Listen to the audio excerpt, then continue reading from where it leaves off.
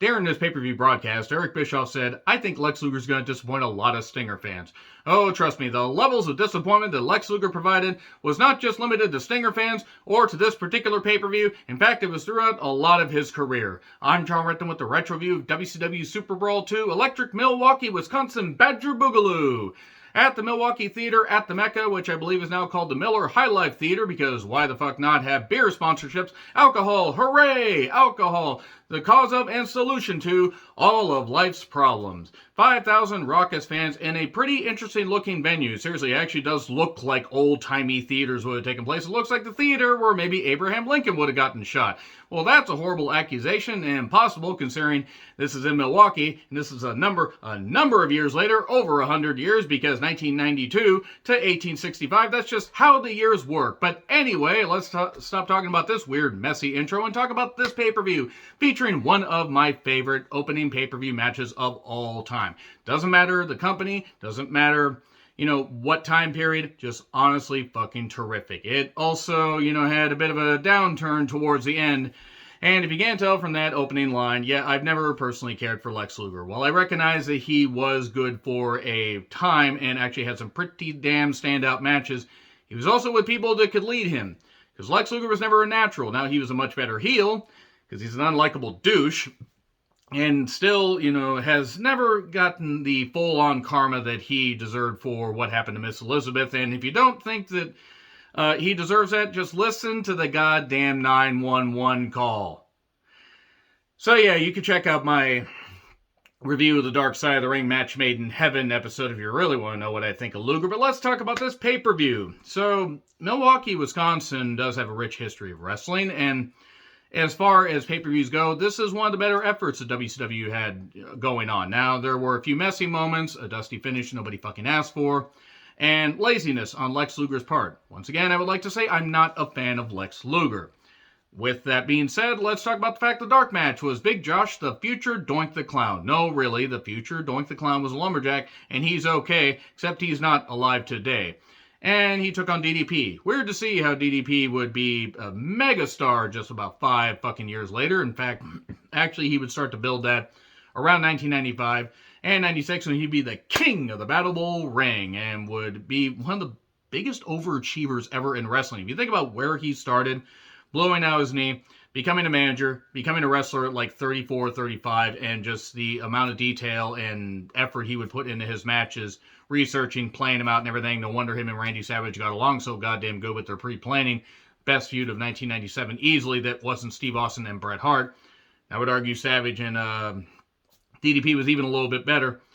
DDP has been quoted as saying that he left WCW shortly after this because he felt Bill Watts wasn't going to use him, worked the independents, came back, did some great shit. That was a dark match. That was not on the pay-per-view broadcast. Those early 90s blue screen promos. And so many mullets. They were going to change their hairstyle, and then they had the mullet over first. I can now see people just clicking off because of the bad puns, and I promise you, if you stuck around, that's not the last one. So, Schiavone and Bischoff welcome us, and that's when Bischoff uttered the line about Lex Luger disappointing people, as he was known to fucking do, the piece of shit. So, Missy Hyatt smiling backstage doing the interviews. Missy Hyatt, while I've heard is actually a very, very nice person, had a perfect bitchy persona that WCW never capitalized on. When they paired her with the Nasty Boys, it was actually good. Because she was a manager, she could be a heel, she could do some stuff, and WCW never used her right. I always felt could have capitalized on her a little bit more. Not that she didn't have the personality to carry backstage interviews, but I don't know, it was what it was. Jim Ross is in the ring to introduce his new broadcast partner, Jesse the Body Ventura. And Jesse Ventura would be around for just a shade over 2 years. Then Hogan would come in, and Jesse Ventura was conveniently shown the door right around that point. I wonder why. So, and depending on the story you believe, Jesse either wanted out, or Hogan wanted him out, or maybe they decide, hey, let's just get rid of this guy and let's just cater to Hogan, because that's going to work out so well for So Jesse Ventura gets pretty good pop, rides a motorcycle on the ramp to the ring for no goddamn reason, and that was one thing, WCW had the ramp going to the ring here, so it must have made the topsy-turvy, oopsie-doopsie thing that they do around the ring sometimes when they chase people around the ring really difficult, because you had to stop hammer toes. No, I'm just kidding. Instead of running, you can't run through the goddamn stage, even though it was made of breakable material. You had to go up the steps and then go down the steps and stuff like that. So it was a little bit awkward. But it was a cool look as far as a fan. I mean, I always like the ramp. Did you like the ramp to the ring? Answers in the comments, please. We get a card rundown. More card rundown. We are 7 minutes into a pay-per-view broadcast, and I realize that is something that has not aged well with a lot of older pay-per-views, especially the WCW ones. WWE did it too, and still does it to an extent. In fact, they take forever and a day. That's never before they get to the actual match, the opening match. But this is 7 minutes into a pay-per-view broadcast when pay-per-view was going to be a moneymaker for WCW, even though it went to Turner Home Entertainment and WCW, the shell company, lost a lot of millions. But whatever. Turner always ran his companies good. I mean, he lost more money with the Braves and the Hawks than he ever lost on wrestling, but then the merger happened, and that's a whole bunch of history that I'll talk about. Well, I've talked about in other ones. Like when I talked about the last year of WCW. God, that was really fun to revisit. Really fun to revisit. Almost lost my mind, guys. Except I already lost it before that, so that just finished off what little bit was left. So, opening match. Flying Brian Pillman against Jushin Thunder Liger for the WCW Light Heavyweight Championship. Flying Brian is a guy that should have been featured so much better in WCW. Stop-start stuff. Jushin Thunder Liger, one of the best light heavyweight wrestlers of all time. One of my favorites of all time. One of my favorite wrestlers of all time. Retired at Wrestle Kingdom 14. Broke the New Japan World servers, and then the world went topsy-turvy and everything. Jushin Thunder Liger, he broke the internet, and the world broke. But man, he had a hell of a goddamn retirement. It was really, really fucking emotional. Because when he was at the peak of his powers, he had a few years ago before he would have a brain tumor removed from his brain, as opposed to removed from any other part of his body, otherwise it wouldn't be a brain tumor. And then he would come back and face Rey Mysterio at Starrcade 1996 in a terrific match.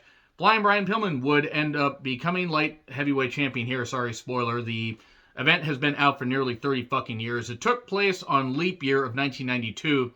And since there's no leap year in the year of our Lord and Savior, rest in peace, WCW 2022, we, might as well just talk about it now. By we, I mean me, and you guys comment on it because I got a whole bunch of other stuff to do, and I wanted to watch some WCW, and I wanted to watch a match that I really, really, really, really, really fucking like, even now. Now, you could look at it and think that it's tame by today's standards, but back for American wrestling, Flying Brian was doing some great stuff in Calgary. Jushin Thunder Liger was doing great things in New Japan. And this is when WCW and New Japan had their partnership that kind of, went. It was a bit weird because they still had some New Japan stars, but that had to be reformed. That relationship had to be reformed after, Bischoff came back in. It had to kind of be salvaged and fixed. And then we got shows like Collision in Korea. I may actually have to try and watch Collision in Korea if there's a full, full version of it on YouTube and just review that, because that would be very, very wild. So this is fucking great. Now, there were USA chants, but it started slow. Took a bit for the crowd to get into it. They weren't sure how to take Liger, and Pillman would end up becoming a heel a little bit later on this year after the WCW Light Heavyweight Championship was vacated and taken away after Scotty Flamingo won it. Yeah. They were not raving about that, if you get what I mean. Then he would face off against Ricky Steamboat at Halloween Havoc 92 and have a damn big part in a damn good tag team match at Starrcade 1992. One of my favorite tag team matches of all time. Him and Barry Windham against Steamboat and Shane Douglas. Back when Shane Douglas actually wasn't a crackpot like he is now. So, when they got going, it was magic. They did some great submission wrestling, some great mat wrestling. Once the stuff got brought out, the high-flying moves got brought out, the crowd was starting to rise and rise and rise. We get figure four by Liger. He targets the knee. And then we get Air Pillman. Though we did get a rolling senton off the top that Liger was known to do, that or off the apron, that JR called a moonsault. Now, mistakes happen, but he saw Chavo Guerrero Sr. hit a moonsault the first time he ever saw it, and he nearly came unglued. That's a moonsault. A rolling senton is not a moonsault. Anyway, Air Pillman. Soon after that, we get a suplex over the top. We get a crossbody, but Pillman goes for broke, ends up almost breaking his goddamn jaw, hitting the guardrail. Liger takes over. We get a bunch of near falls. We get a crossbody by Pillman for 2. We then get the Liger bomb for 3. And then we get a superplex for 2. Liger looks like he's just, going to finish him off. He goes for a diving headbutt, misses it. And then the most devastating maneuver in all professional wrestling, the surprise roll-up of the bridge. 1, 2, 3. Pillman gets the bit. I almost said Pillman Jr. because I've been reviewing too much AEW. You never review enough wrestling, but this is in 92, not in 2022. And Brian Pillman gets the victory, and it was great, great shit. Really, really good stuff. The crowd was alive. New WCW light heavyweight champion. Pillman really, really was good. It's a shame they never capitalized on him like they should have. And a real shame that, if you think about it, he'd pass away like 5.5 years after this. That's fucking scary. Missy Hyatt was backstage interviewing the Tailor-Made Man, a.k.a. Terrence Taylor, a.k.a. the Not Million Dollar Man. The colors, the theme, it was astonishing they didn't get hit with copyright infringement. Look at that shit and listen to that music. So anyway, a college contest winner, essay winner or whatever, no, not like that, named Barry Adams from Syracuse University does the ring announcing. He got booed out of the building. I hope he was fine after that because that was a bit dickish. The guy was trying. He wasn't bad. He was certainly bearing some of the people they had in some of the territories who sounded like they were drunk all the time. I mean, I'm not going to say the guy was great. He probably didn't have a future in broadcasting, but shit, for a first-time guy, goddamn. Anyway, Terry Taylor, or Terrence Taylor as it were, had been trying to get Marcus Alexander Bagwell, the future Buff Bagwell, the future Buff Daddy. He's buff, he's the stuff, and tag team wrestling was enough to hide his weaknesses before Buff Daddy. He was, but okay, enough of that. He was trying to get Marcus Alexander Bagwell. Mad, if it were. I don't know, it's a mad world. So he was trying to get him to be his second, or be his servant, or whatever. Bagwell said, no, I will not do that. And then they had a match that was fine. Terry Taylor at this point was still pretty good in the ring. This is before his knees were totally fucking shot. But Bagwell ends up about 7.5 minutes into it, hitting the most devastating maneuver in all of professional wrestling, the surprise roll-up 1, 2, 3. And then Bagwell, not realizing he got the pin, pops back up, bounces off the ropes, and Terrence Taylor hits him with the 5-arm. You know, that forearm thing that he does. More of a punch forearm thing. It's amazing that Bagwell had any kind of career, considering I know that he was just in the beginning of his career, but goddamn. Hey, I got the pin. Oh, let me pop back up and do this. That's not how matches work, you idiot. Anyway, Harley races backstage. Missy Hyatt's talking to him, and he says Lex Luger will win about that. Cactus Jack took on Ron Simmons. It is wild that both men would end up competing for the WCW Championship a little bit later on. Cactus Jack sooner at Beach Blast 1992. And then Ron Simmons would beat the man they call Vader, Big Ben Vader. Love Gary Michael Capetti. He always had such a, great gravitas to his voice. Always lent such, a sports-based feel to it. I mean, I'm sure still does. I mean, I'm just saying he hasn't, I don't know if he's done, I think he's done that much ring announcing lately. But seriously, he was great for WCW. I think he was on an AEW broadcast, actually, at one point, which was great. So, Ron Simmons would end up beating Vader in August of 1992. I don't remember the exact date. If you remember the date of when Ron Simmons beat Big Van Vader for the WCW Championship, and it's on the cock, then let me know so I can actually watch it. And I don't mean just the clip that's on YouTube. I want to see the full episode because I want to take all of it in and do a retro review sometime in 1992 for the big 30-year anniversary of Ron Simmons shocking the world. And I'm always going to have these vivid memories. I'll get back to the review soon of this one African-American kid or teenager or something.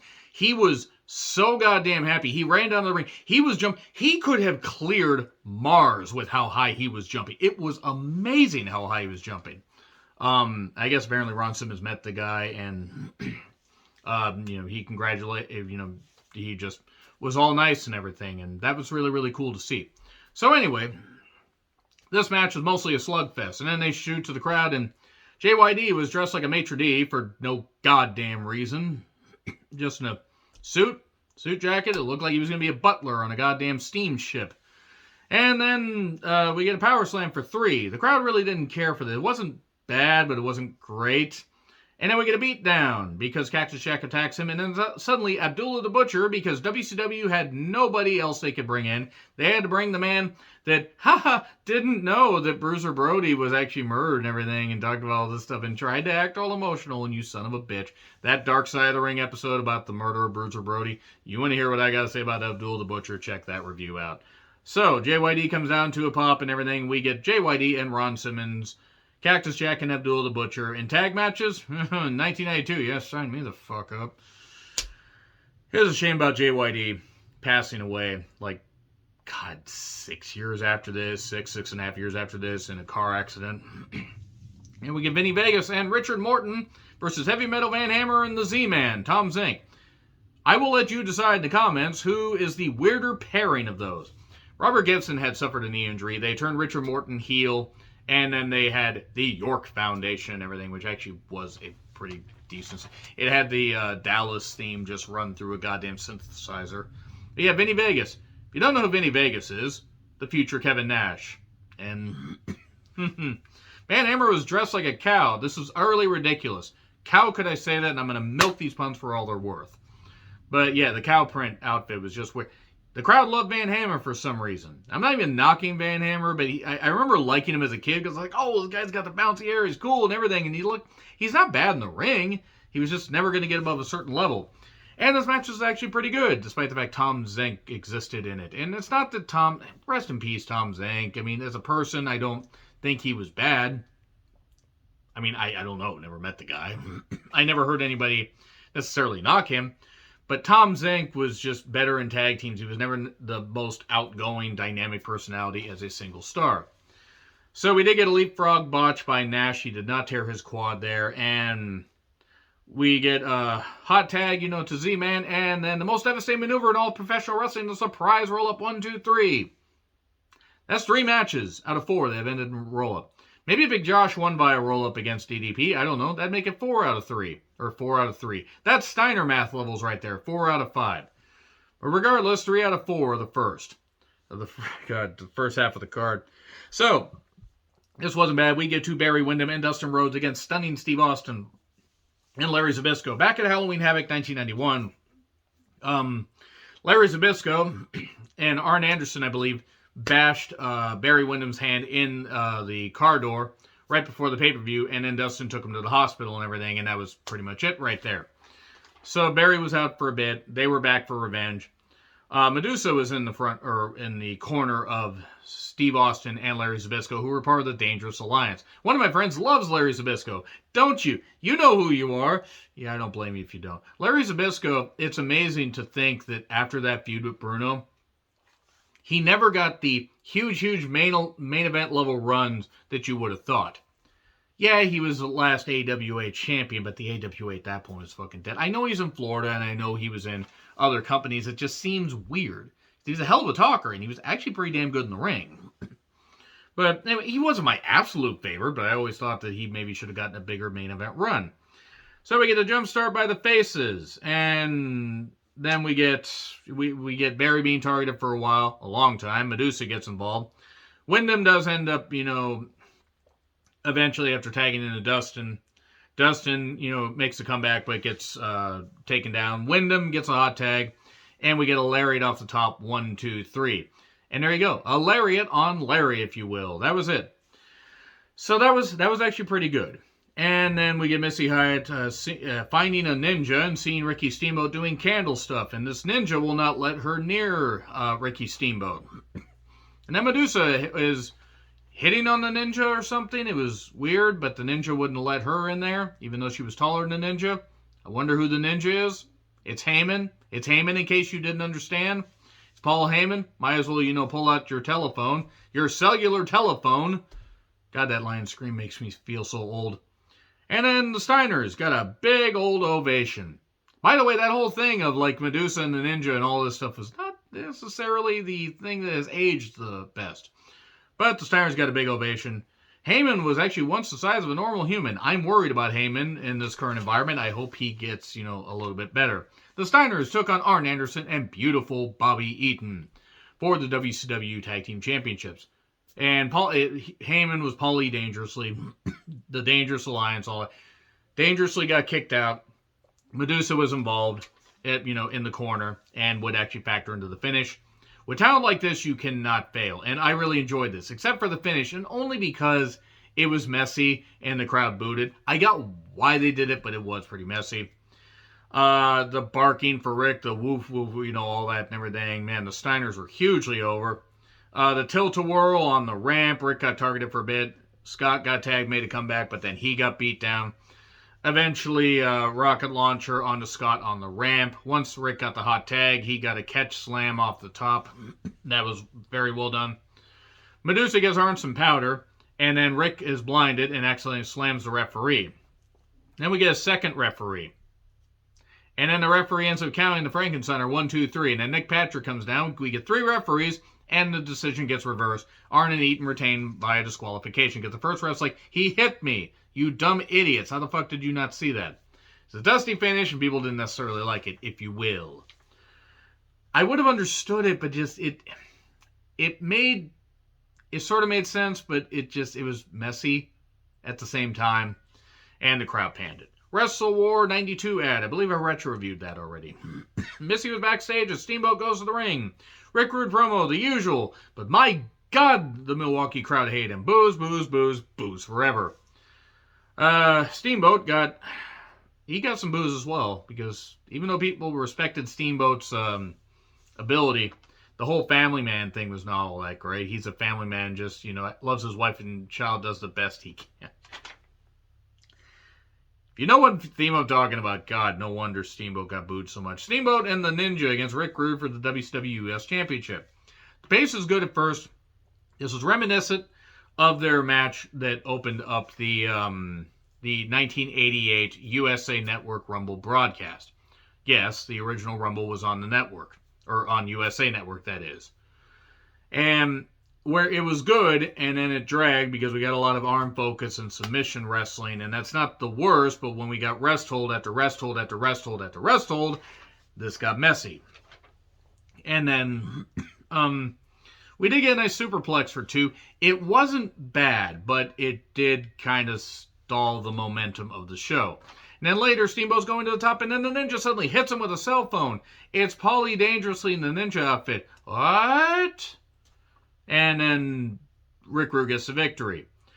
And then Missy ends up going backstage and seeing Paulie dangerously as the Ninja. So anyway, Sting gets a huge pop, and Luger less so. This is also when the last time Luger had been on a major broadcast, he won the pay-per-view. He won the world title, the vacant world championship. We won Flair in a cage match at Great American Bash 91. They only had a few pay-per-views a year. He defended it against Ron Simmons at Halloween Havoc 1991 in a 2 out of 3 falls match, I believe, if I recall correctly. And then was in the Battle Bowl at, Starrcade 1991. But then after that, he was in contract disputes with WCW. I guess he wanted out of his contract. He wasn't necessarily feeling it. He wasn't feeling it. He was feeling himself. Seriously, Lex Luger does a whole lot of pulling on his tights and everything to the point where he's just adjusting his total package repeatedly, if you know what I'm saying. And this would end up being his final WCW match. And he would sign with Vince's World Bodybuilding Federation while his wrestling contract with WCW ran out. And then he would get in a car accident, or the motorcycle accident, I think, and would have the metal plate put in his forearm and everything. And then would be the narcissist, drilling the fact into us repeatedly that he was very vain. He probably thinks his promos about him, he's so vain. But then he would become the All-American Lex Luger. Made in the USA, Lex Luger. This didn't work. So anyway, that's way after this. Yeah, it's Luger with Harley Race versus Sting for the WCW title. This didn't click. Luger hit some moves that weren't that bad. There was Sting hitting the Stinger Splash, and then Luger came out and hit a lariat, and did hit a power slam. He would hit the occasional decent move, but then would do a lot of posing and a lot of nothing. And yes, he did that a lot as a heel, but he was more motivated than at this point. He did hit a pile driver at one point for 2. And then later, after some action, Race takes a backdrop outside. Sting hits the crossbody, 1, 2, 3, and Sting wins. Hooray! Sting wins the WCW Championship for, well, the first time technically, because he won the NWA Heavyweight Championship the first time, but in all seriousness, in the canon of everything, not the Nick canon, we don't need that many kids running around, we see a two-time WCW champion in Sting. Then we lose it to Vader at Great American Bash 1992, and the rest would be history after their iconic feud. Yeah, Sting deserved a better coronation here, and Luger should have been less lazy, but such is the life of lazy Lex. Let me know your thoughts in the comments. Like, share, subscribe, Twitter handle in the description. I'm John Rutland. I'll see you soon.